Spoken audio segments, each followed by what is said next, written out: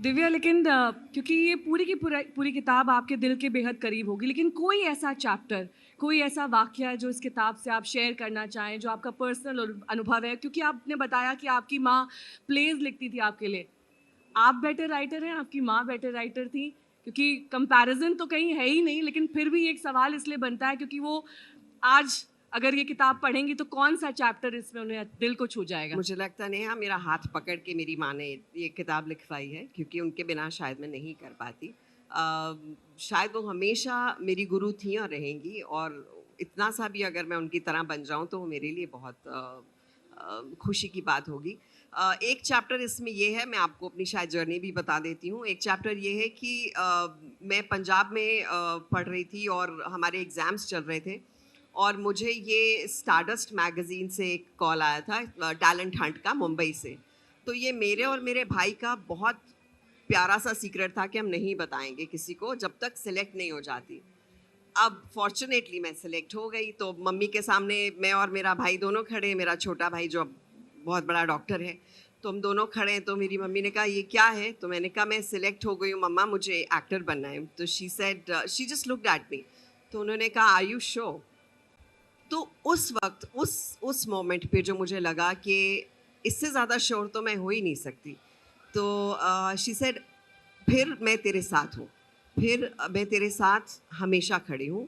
वो मेरे साथ मुंबई आई तो मेरे सामने जैसे आप लोग बैठे हैं, वहाँ 5 पैनल डायरेक्टर्स बैठे थे जो मेरे लिए मतलब ख्वाबों की दुनिया थे। यश चोपड़ा, सुभाष घई, शेखर कपूर, सूरज बड़जात्या, ये लोग सब आगे मेरे बैठे हुए हैं और मुझे उनके सामने परफॉर्म करना था। और वो परफॉर्म किया मैंने, और फिर नर्वस नहीं हुई आप? बहुत टांगें कांप रही थी, और ऐसा आप एक अपने आप को चुंटी मारते ना कि ये हो रहा है कि मैं सोच ही रही हूँ कि इज़ हो इट रहा फॉर है। Real? No, sometimes you day dream so much कि आपको लगता है ये मैं डे ड्रीम ही कर रही हूँ कि हो रहा है, वाकई हो रहा है, और मेरे आसपास कितना अच्छा लग रहा है। प्लीज़ उनको बोलो ना ऐसे ही वॉल्यूम कर दें।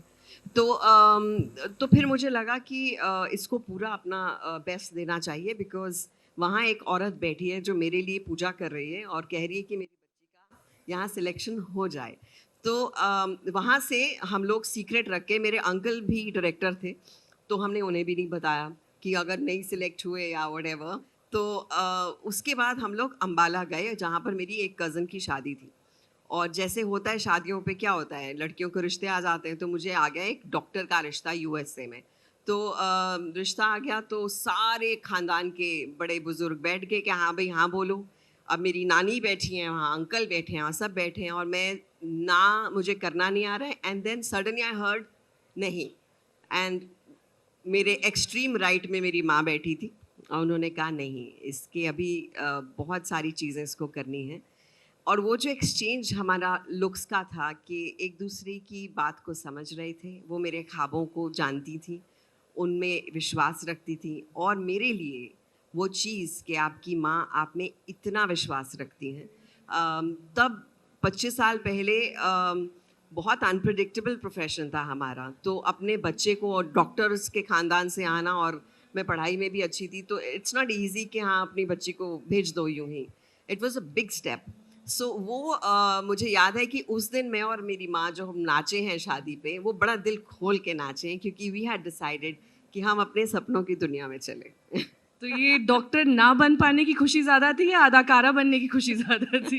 क्योंकि जब किसी को प्रोफ़ेशन आपके ऊपर फ़ोर्स करता है ना, तो वो ज़्यादा दुःख भरा होता है। पर मुझ पे प्रोफेशन कभी फोर्स किया ही नहीं गया। मैं डॉक्टर तो कभी भी नहीं बनती, वो नेहा, स्ट्रीक बिकॉज नहीं थी आप में, तो मैं पहचान बनती लिया तो था। नहीं, मुझे शायद आईएएस की तरफ भेजा जा रहा था, हाँ। या साइकोलॉजी की स्टूडेंट थी तो शायद उस तरफ जाती।